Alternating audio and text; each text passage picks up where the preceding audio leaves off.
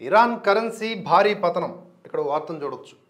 America అధ్యక్షుడు Donald Trump చర్యలతో పలు దేశాలు ఆందోళన చెందుతున్నాయి. ఆయన తీసుకుంటున్న నిర్ణయాలు ఇరాన్ను కూడా ఇబ్బందుల్లో పడేసింది. అణ్వాయుధ తయారీకి సిద్ధమవుతున్న ఇరాన్ను లక్ష్యంగా ట్రంప్ తీసుకుంటున్న చర్యలతో ఆ దేశ కరెన్సీ భారీగా పతనమైంది. ఒక అమెరికన్ డాలర్తో ఇరాన్ కరెన్సీ అంట 8,50,000 రియాల్స్కు పతనమైందంటే అర్థం చేసుకోవచ్చు. ఇది మామూలు పతనం కాదు.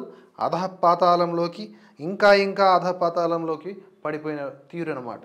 డాలర్కి 85 రూపాయలు అంటున్నప్పుడే మనం పతనం అనుకుంటున్నామే మన రూపాయి విలువ.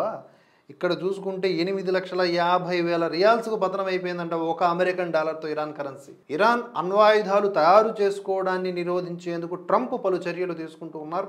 ఇరాన్ నుంచి చమురు ఎగుమతులను పూర్తిగా సున్నాకు తీసుకువచ్చేందుకు వీలుగా ఐక్యరాజ్య సమితి ఆంక్షల అమలుకు ట్రంప్ పిలుపునిచ్చారు. దీనిపై ఒప్పందం చేసుకోవాలని ఇరాన్ భావిస్తూ ఉంది. దీనిపై ట్రంప్ నుంచి అధికారిక సందేశం కోసం ఇరాన్ అధికారులు వేచి చూస్తూ ఉన్నారు. అణ్వస్త్ర కార్యక్రమాల మూలంగా అంతర్జాతీయ ఆంక్షల నేపథ్యంలో ఇరాన్ ఆర్థిక వ్యవస్థ పతనావస్థలో ఉంది.